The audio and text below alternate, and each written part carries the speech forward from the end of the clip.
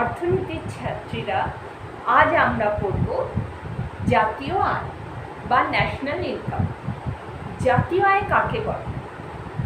কোনো দেশের কোনো নির্দিষ্ট সময়ের মধ্যে, নির্দিষ্ট সময়টা সাধারণত থাকে একটা বছর, এক বছরের মধ্যে যা আয় হয়, মানে দেশের জনসাধারণরা যা আয় করে তার যোগফলকে বলে জাতীয় আয়। কিন্তু যত সহজে আমি বললাম তত সহজ হয়তো নয়, একটু বুঝতে হবে সেই জিনিসটা কিভাবে। আগে এসো আমরা জাতীয় আয় কাকে বলে একটু বুঝে নিই। কোনো দেশে এক বছরের মধ্যে সকল উপার্জনকারী ইউনিট সকল দ্রব্য বা সেবা কার্যের উৎপাদনে অংশগ্রহণ করার জন্য যে আয় করে সেই আয়ের যোগফলকে ওই দেশের ওই বছরের জাতীয় আয় বলা হয়। অর্থাৎ প্রথমে কি দেখছি কোনো একটা দেশে, তারপরে কি দেখছি এক বছরের মধ্যে। জাতীয় আয় সাধারণত পুরো একটা বছরে পরিমাপ করা হয়। এক বছরের মধ্যে সকল উপার্জনকারী ইউনিট, এই যে উপার্জনকারী ইউনিট এরা কারা? এরা সেই ব্যক্তিরা যারা উপার্জন করে, কিন্তু আবার সকলের উপার্জন জাতীয় আয়ের মধ্যে পরিগণিত হয় না বা জাতীয় আয়ের অন্তর্ভুক্ত হয় না। তো আমাদের জানতে হবে এই উপার্জনকারী একক। আগে এই উপার্জন কোনো দেশে কারা উপার্জন করছে, কিভাবে উপার্জন করছে সেটা আগে জানতে হবে। এইগুলো উপার্জনকারী একক। তো উপার্জনকারী এককে চিহ্নিত করা গেল। এবার তাদের আয়গুলোকে যোগ করলে তারা কিন্তু কিভাবে আয় করে? সকল দ্রব্য বা সেবা কার্যের উৎপাদনে অংশগ্রহণ করার জন্য, মানে কোনো না কোনো দ্রব্য বা সেবা কার্যের উৎপাদনে তারা অংশগ্রহণ করছে এবং তার ফলে যে আয় করে সেই আয়ের যোগফল, এখানে এই যোগফলের নিচে আন্ডারলাইন করা আছে, এটা একটুখানি ভালো করে মনোযোগ দিয়ে দেখবে। তাদের সমস্ত উপার্জনকারী এককে চিহ্নিত করা হলো এবং সমস্ত উপার্জনকারী এককদের আয়ের সমষ্টি বা যোগফলকে আমরা ওই দেশের ওই বছরে, যেই বছরে জাতীয় আয় পরিমাপ করা হচ্ছে সেই বছরে জাতীয় আয় বা ন্যাশনাল ইনকাম বলা হয়। এইটা অধ্যাপক মার্শাল আর একটা পরিভাষা দিয়েছেন, সেই পরিভাষাটাও দেখে নিই। যে প্রাকৃতিক সম্পদের ওপর, প্রাকৃতিক সম্পদ মানে তোমরা জানো যে জমি বা খনি থেকে উৎপাদিত সমস্ত খনিজ দ্রব্য বা জঙ্গল থেকে যে সব আমরা পাই বা নদীর জল, এগুলো কিন্তু উৎপাদনের কাজে লাগে। এবং প্রাকৃতিক সম্পদের ওপর কি করে? মানুষ নিজের শ্রম ও মূলধন নিয়োগ করে, মানুষ কাজ করে এবং আরো মূলধন নিয়োগ করে যে পরিমাণ নিট দ্রব্য সামগ্রী, এইখানটায় এই জিনিসটা একটু দেখবে, নিট দ্রব্য সামগ্রী ও সেবা কার্য কোনো একটা বছরে যদি উৎপন্ন হয় তার অর্থমূল্য, এবার তার অর্থমূল্যকে জাতীয় আয় বলা হচ্ছে। ধরো যে বস্তু এবং যা যা সেবা কার্য তৈরি হচ্ছে একটা দেশে, তো ছুঁচ থেকে জাহাজ পর্যন্ত মানে হাজারো হাজারো জিনিস তৈরি হচ্ছে, কিন্তু একটা বছরে কী কী জিনিস তৈরি হচ্ছে এবং তাদের কোনোটা গ্যাসীয় পদার্থ, কোনোটা তরল পদার্থ, কোনোটা কঠিন পদার্থ, তো তাদের এককগুলো ভিন্ন, কোনোটা লিটার, কোনোটা মিটার, কোনোটা কেজি। তো এই জন্য এককের তারতম্য হয়ে যায়। তো তাদের কি হয় যে দ্রব্যের যে দাম, সেই দামগুলো আমরা যোগ করতে পারি। তাই বলছে যে এইখানে অনুসারে কি বলছে, একটা দেশে যে পরিমাণ দ্রব্য এবং সেবা কার্য উৎপন্ন হলো তাদের অর্থমূল্যকে যোগ করলেও জাতীয় আয় পাওয়া যায়। তার মানে জাতীয় আয়ে দুটো জিনিস আমরা দেখতে পাচ্ছি, যে এক তো উপার্জনকারী ইউনিট যারা আয় করছে তারা কিভাবে আয় করছে? কোনো না কোনো দ্রব্য এবং সেবা উৎপাদনের বিনিময়ে তারা আয় করছে। তো হয় তাদের আয়গুলোকে যোগ করো, এই যে এই জাতীয় আয় বেরিয়ে যাবে, কিংবা মার্শালের পরিভাষাতে আরেকটু সহজ হলো যে তারা যেসব দ্রব্য এবং সেবা উৎপাদন করছে তাদের যদি যা মূল্য, যা দাম, সেই দামগুলোকে যোগ করো তাহলেও জাতীয় আয় বেরিয়ে যাবে। তার মানে জাতীয় আয়কে বোঝার জন্য যে চরিত্রগুলো আমরা, বৈশিষ্ট্যগুলো দেখতে পাই সেটা কিভাবে, একটা হচ্ছে জাতীয় আয়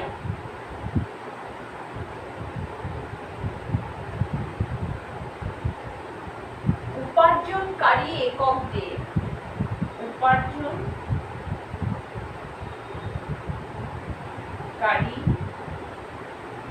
এককদের আয়ের সমষ্টি, তাই তো? আয়ের যোগফল বা সমষ্টি বলা যেতে পারে, যা আয় করছে উপার্জনকারী এককরা। এইভাবে জাতীয় আয়কে দেখা যেতে পারে। বা এই উপার্জনকারী এককরা কি করছে? দ্রব্য ও সেবা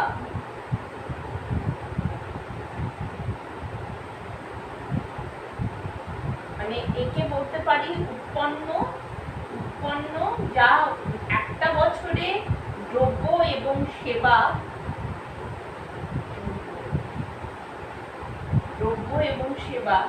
এক বছরে উৎপাদন হচ্ছে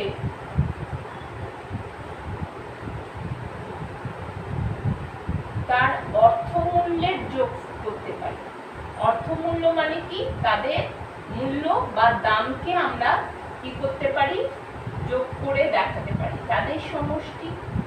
আচ্ছা, এই দুটোতেই বোঝা যাচ্ছে যে উপার্জনকারী এককদের হয় তুমি আয় যোগ করো, কিংবা ওরা যে দ্রব্য এবং সেবা কার্যে অংশগ্রহণ করেছে, যে মানে মার্শালের ইয়েতে আসো যে কোনো এক বছরের উৎপন্ন যে নিট দ্রব্য সামগ্রী এবং সেবা কার্য, তার যে মোট অর্থমূল্য মানে প্রত্যেকটা দ্রব্য এবং সেবার যে দাম, সেইগুলোকেও আমরা যোগ করে জাতীয় আয় বুঝতে পারবো।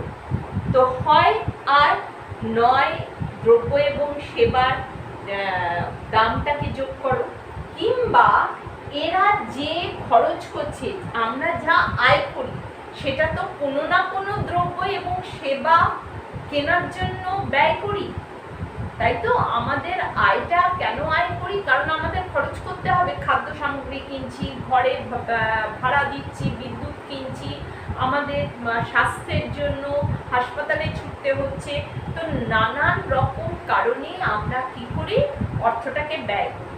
তো এবার এই ব্যয়ের মাধ্যমেও জাতীয় আয়ের হিসাবটা আসতে পারে। মানে একটা দেশের জনসাধারণ এক বছরের মধ্যে যা যা ব্যয় করছে সেই ব্যয়ের সমষ্টিগুলোকেও আমরা যোগ করে দেখতে পারি। যা খরচ হয় মানে দ্রব্য এবং সেবা ক্রয় করতে যে খরচ হচ্ছে সেই ব্যয়ের সমষ্টিকেও যোগ করতে, আমার বেশি জায়গা নেই এখানে, সমষ্টিকে যোগ করেও আমরা জাতীয় আয় বুঝতে পারি। এই গেল জাতীয় আয় ইয়ে করা। এবার এই যে তিনটে জিনিস, তার মানে জাতীয় আয় নির্ণয় করতে হলে, পরিমাপ করতে হলে তিন ধরনের পদ্ধতি রয়েছে। কি পদ্ধতি? প্রথম পদ্ধতি হচ্ছে আয়ের সমষ্টি বার করা, তার মানে এটাকে বলবে আয় শুমারি পদ্ধতি। আমি এখানকার পদ্ধতিগুলো লিখি।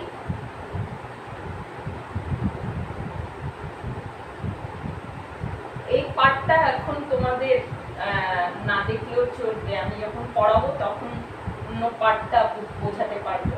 আমি এটা আগে মুছে নিই। আচ্ছা, তাহলে এক নম্বর হচ্ছে জাতীয় আয় পরিমাপ করার, তার মানে তিন ধরনের পদ্ধতি, পরিমাপের পদ্ধতি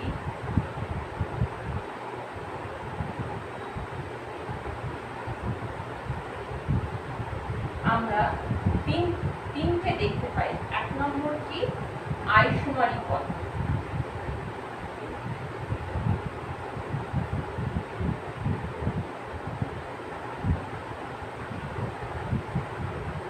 2 নম্বর কি? এটাকে ওই যে বলছি উৎপাদিত দ্রব্য এবং সেবার দামগুলোকে যোগ করে আমরা পাই, তাই জন্য এটাকে বলে উৎপাদন সুমারি পদ্ধতি।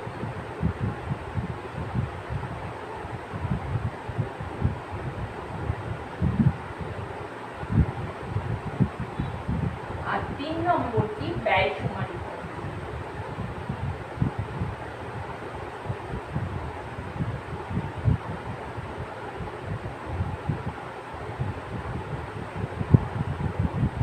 তাহলে তোমাদের প্রশ্ন আসে জাতীয় আয় কাকে বলে? জাতীয় আয় পরিমাপে বিভিন্ন পদ্ধতিগুলো উল্লেখ করে। তাই জাতীয় আয় কাকে বলে আমি দেখিয়ে দিয়েছি। সাধারণ যে কোনো তুমি একটা পরিভাষা লিখতে পারো বা মার্শালের পরিভাষাটাও লিখতে পারো। সেখান থেকে আমরা দেখতে পাচ্ছি তিনটে জিনিস, তিনটে পদ্ধতিতে জাতীয় আয় পরিমাপ করা হয়। তো এখন আমি আয়শুমারি পদ্ধতিকেই পড়াবো। তো আয়শুমারি পদ্ধতিতে আমরা কি দেখেছি? প্রথমে উপার্জনকারী এককদের চিহ্নিত করতে হয়। তাহলে উপার্জনকারী একক ও তাদের আয় কিভাবে আয়? তোমরা জানো যে কোনো জিনিস উৎপাদন যখন হয় আমাদের উপাদান বলতে কি কি লাগে? জমি, শ্রম, মূলধন ও সংগঠন। তাহলে জমির মালিক সে কোনো না কোনো চুক্তির ভিত্তিতে জমি থেকে খাজনা আদায় করছে, তাহলে সেই খাজনাটা কি হয়ে যাবে? জমির মালিকের আয়, যেটাকে আমরা জানি রেন্ট হিসাবে। তোমরা জানো যে জমির মালিক যে একটা চুক্তি দিয়েতে মানে যে সংগঠক জমি যদি যখনই উৎপাদন করতে চায়, জমি কিনতে হয় বা ঘর ভাড়া নিতে হয়, যাই হোক একটা চুক্তির মাধ্যমে জমির মালিককে খাজনা দিতে হয়। হলো তার মানে খাজনাটা এই জমির মালিকের আয়। তাহলে এটা মনে রাখবে। শ্রমিক যে আয় করে, নিজের শ্রম যে বিক্রি করে সে যে আয় করে তাকে বলছে মজুরি। তাহলে মজুরিটা এর আয় বা এটাকে বলছে ওয়েজ। মূলধন কি?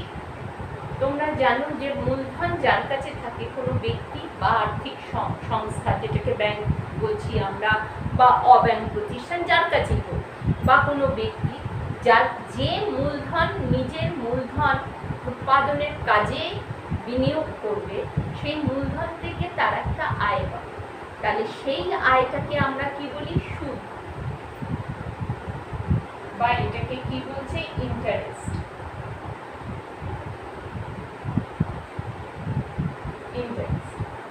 এবার সংগঠন, তোমরা জানো যে সংগঠন বিভিন্ন প্রকারের, তোমরা এটা পড়েছো।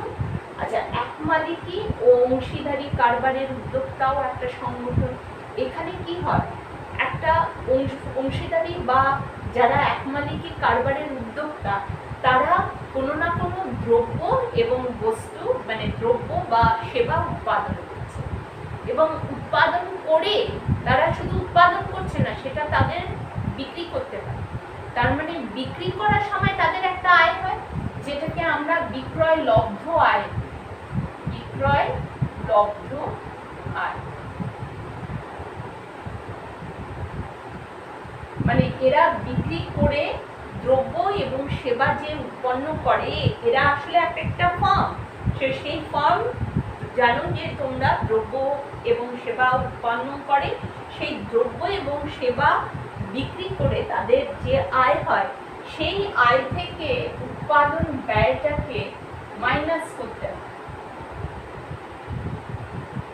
উৎপাদনের যে খরচ, উৎপাদন ব্যয়কে খরচ করতে হয়, মানে উৎপাদন ব্যয়কে মাইনাস করতে হয়। তার থেকে যে আয়টা হলো, তার থেকে যে বস্তুটা তৈরি করছি, সেই বস্তুটা তৈরি করতে যা খরচ, সেটাকে মাইনাস করতে করতে হয়। মাইনাস করলে কি বেরোবে? এতে মুনাফা বা প্রফিট। এটাকে কি বলছি? প্রফিট। তাহলে যৌথ মূলধনী কোম্পানি, এইখানটায় যৌথ মূলধনী কোম্পানিও কিন্তু মুনাফাই অর্জন করে, কারণ এগুলো প্রত্যেকটা এক একটা ফার্ম। সেইগুলো কোম্পানিগুলো কোনো না কোনো দ্রব্য এবং সেবা উৎপাদন করছে, তার কারণ মুনাফা অর্জনের জন্য। তো এরা যে মুনাফা করে, তারা সেই মুনাফাটা দুটো ভাগ হয়ে যায়। এরা যে দ্রব্য এবং সামগ্রী উৎপন্ন করে যৌথ মূলধনী কোম্পানি, তো তারা কি করে, যে মুনাফাটা অর্জন করে, সেই মুনাফা দুটো ভাগে ভাগ হয়ে যায়। একটা ভাগ চলে যায়, একটা অংশ চলে যায় কোম্পানির শেয়ার হোল্ডারদের কাছে।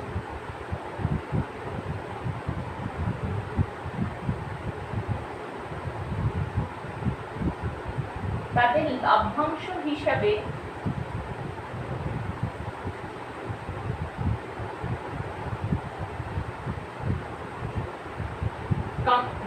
যৌথ মূলধনী কোম্পানি মানে অনেকগুলো তার মানে শেয়ার হোল্ডার থাকবে। সেই শেয়ার হোল্ডারদের মধ্যে যা মুনাফা হবে, সেই মুনাফার একটা অংশ, ধরো এ বি সি তিনজন শেয়ার হোল্ডার, তিনজন শেয়ার হোল্ডারের এই মুনাফার একটা অংশ তাদের লাভ্যাংশ হিসাবে চলে যাচ্ছে, আর অন্য অংশটা অবন্টিত মুনাফা হিসাবে থেকে যাচ্ছে।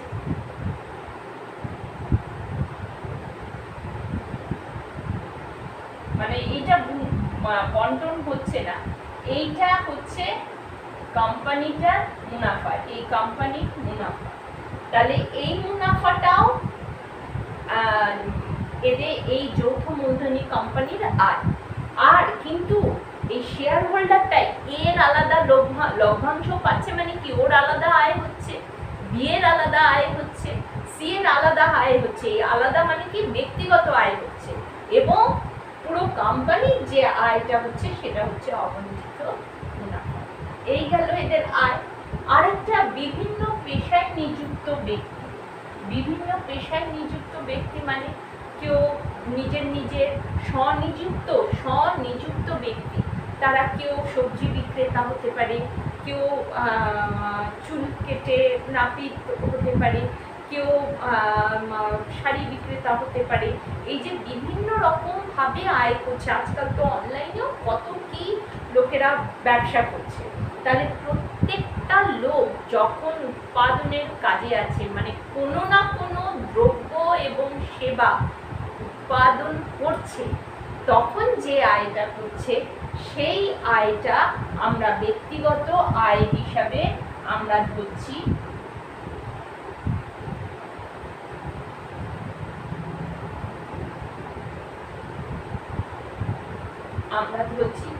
আর লাস্ট হচ্ছে বিদেশে অর্জিত আয়, অর্থাৎ আমাদের দেশের শ্রমিকরা অনেক সময় বিদেশে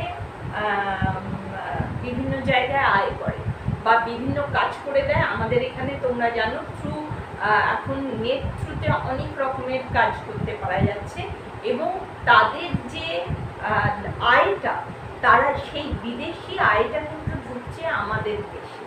তো সুতরাং এই সমস্ত আয়গুলো মানে জমির মালিক, মানে আমি বলতে চাইছি, তার মানে এই যে আয়শুমারি পদ্ধতির বিভিন্ন উপার্জনকারী একক কারা? উপার্জনকারী একক কারা? তারা কোনো না কোনো দ্রব্য বা ও সেবা উৎপন্ন করছে, করে এরা কি পাচ্ছে? এই যে জমির মালিক যেমন খাজনা পাচ্ছে, শ্রমের মালিক কি পাচ্ছে? মজুরি পাচ্ছে, তারপরে মূলধনের মালিক পাচ্ছে সুদ, বা এরা পাচ্ছে যে মুনাফা। এই যে মুনাফা মানে এক মালিকই অংশীদারি, এই যে এই তিনটে বোঝালাম, এক মালিকি অংশীদারি কারবারের যে উদ্যোক্তা তারা পাচ্ছে মুনাফা, এরাও পাচ্ছে মুনাফা। সেই সমস্ত মুনাফা এবং এই যে এই স্টার মার্কে বিদেশে অর্জিত আয়, মানে মুনাফা এবং এই স্টার মার্কে যেটা রয়েছে, আমি আর এখানে লিখলাম না, এই সব আয়গুলো যদি যোগ করা হয়, এই সমস্ত আয়গুলো মানে এই ABCDEF করে এই স্টার মার্কেট এরা এই সমস্ত আয় যখন যোগ করা হয় তখন এটাকে বলবো আয়শুমারি পদ্ধতি। তাহলে আয়শুমারি পদ্ধতিতে কাদের আয়গুলো যোগ করা হবে? প্রথমে কি করতে হবে? উপার্জনকারী একক কারা, উপার্জনকারী ইউনিটকে চিহ্নিত করতে হবে। চিহ্নিত যেই হলো তারা খাজনা, মজুরি, সুদ, মুনাফা এবং বিদেশ থেকে যে আয়গুলো আসছে, মানে আমাদের দেশের শ্রমিকরা যে যদি কোনো বিদেশের কোম্পানিতে কাজ করে যে আয় অর্জন করছে সেই আয় আমাদের দেশে ঢুকছে, তাহলে সেই আয়টাও কি হচ্ছে? জাতীয় আয়ের পরিমাপ পদ্ধতিতে, আয়শুমারি পদ্ধতিতে ঢুকছে। তার মানে এই সমস্ত গুলোকে, সমস্ত আয়, এই রেন্ট, ওয়েজ, ইন্টারেস্ট, প্রফিট, এই কোনো না কোনো আকারে এরা পাচ্ছে, তাই এদের বলা হয় এই আয়শুমারির পদ্ধতি আরেকটা নাম হচ্ছে উপাদানের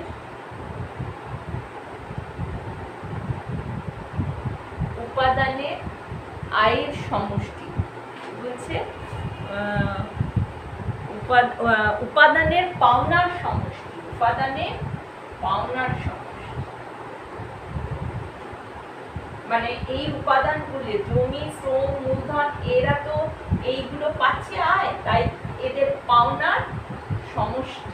তোমাদের এই 2 নম্বরের প্রশ্ন আসে যে উপাদানের পাওনার সমষ্টি হিসাবে কিভাবে আয়শুমারি পদ্ধতিকে ব্যাখ্যা করে। তাহলে উপাদানের পাওনার সমষ্টি কেন না, এখানে তো উৎপাদনের যে উপাদান তাদের যে পাওনা, পাওনা মানে যে আয়গুলো, সেই আয়গুলোরই যোগ করা হচ্ছে, তাই এটাকে উপাদানের পাওনার সমষ্টিও বলা যেতে পারে। তা এই হচ্ছে আয়শুমারি পদ্ধতি। কিন্তু এখানে একটা ব্যাপার আছে, এই উপার্জনকারী একক বলতে অনেকে উপার্জন করে, অনেকে আবার দ্রব্য এবং সেবা উৎপন্ন করে, কিন্তু তাদের আয়টাকে জাতীয় আয়ের মধ্যে অন্তর্ভুক্ত করা হয় না। মানে জাতীয় আয়ের পরিমাপের সময় তাদের আয়গুলোকে পরিমাপ করা হয় না। যেমন ধরো 1 নম্বর হচ্ছে হস্তান্তরযোগ্য আয়।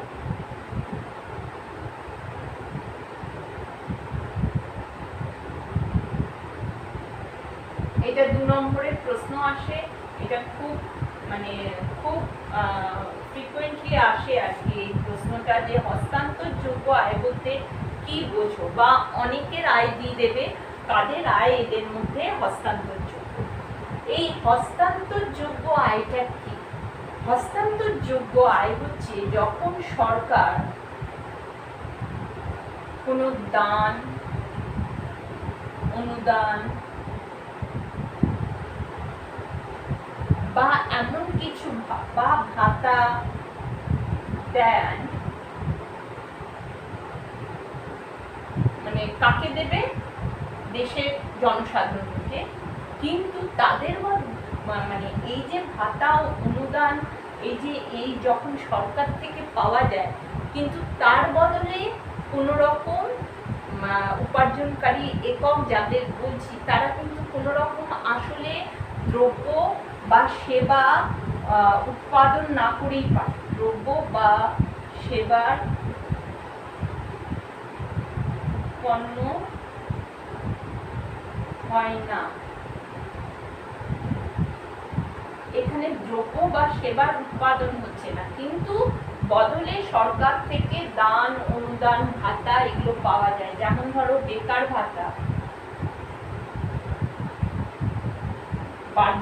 বার্ধক্য ভাতা, বার্ধক্য ভাতা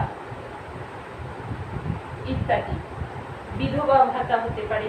আরেকটা হতে পারে যে যেমন ধরো বন্যা দুর্গতদের সময়ে যদি সরকার কিছু ত্রাণ পাঠায়, যেমন আমফানের সময় সরকার যেই অঞ্চলগুলোতে রিলিফ বা যেই আয় দেওয়া হয়েছে যাদেরকে এই টাকা পয়সা যারা পাচ্ছে সেটা তো তাদের আয়, কিন্তু তাদের আয়টা জাতীয় আয়ের মধ্যে ধরা হবে না।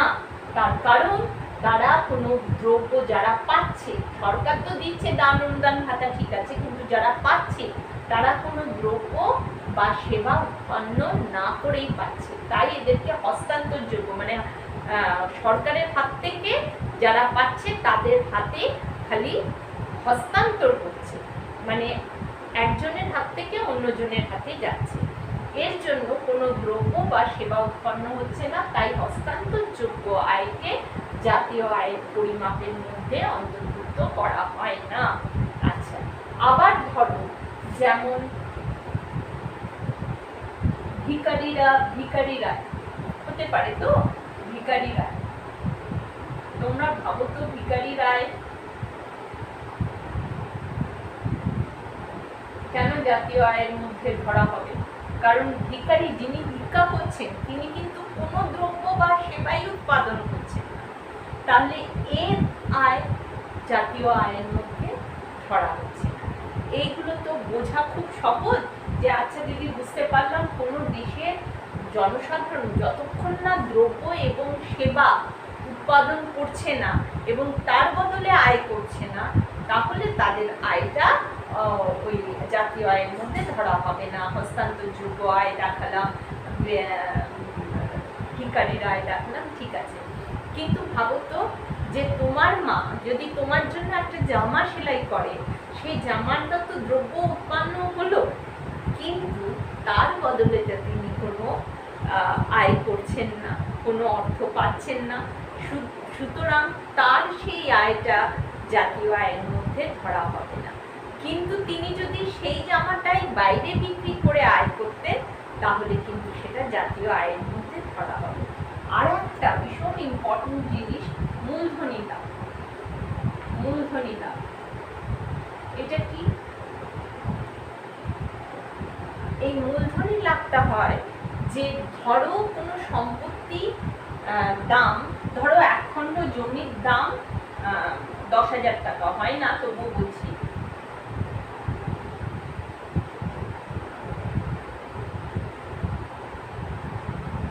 ধরো 10,000 টাকা এই জমিটার দাম। এবার কেউ যদি যে বছরে জাতীয় আয় পরিমাপ করা হচ্ছে, গণনা করা হচ্ছে, সেই বছরে সে এই জমিটাকেই বিক্রি করে 15,000 টাকায় বিক্রি করলো, 15,000 টাকায় বিক্রি করলো। তার মানে কি যে 5,000 টাকা কি হলো, মানে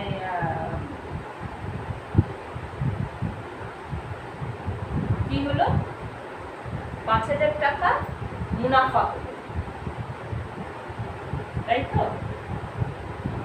লভ্যাংশ পেল 5,000 টাকা। কিন্তু একটা জিনিস মনে রাখবে, যেই বছর জাতীয় আয় গণনা করা হচ্ছে সেই বছর এই জমিটি কেনা হয়নি কিন্তু।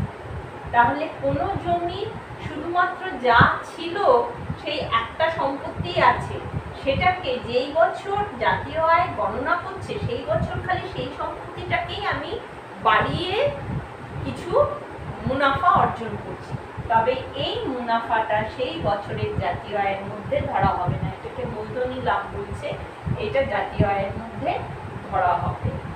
তো এইগুলো তোমরা ভালো করে বুঝবে যে কোনটা জাতীয় আয়ের মধ্যে ধরা হয় আর কোনটা জাতীয় আয়ের মধ্যে ধরা হয় না। এগুলো কিন্তু 2 নম্বর 1 নম্বরের প্রশ্নে এসএকিউ এমসিকিউতে আসে। আর এটা আজকে আয়শুমারি পদ্ধতি পড়ালাম এবং আগামী দিনে ব্যয় শুমারি এবং উৎপাদন শুমারি পদ্ধতি তোমাদের পড়িয়ে দেব।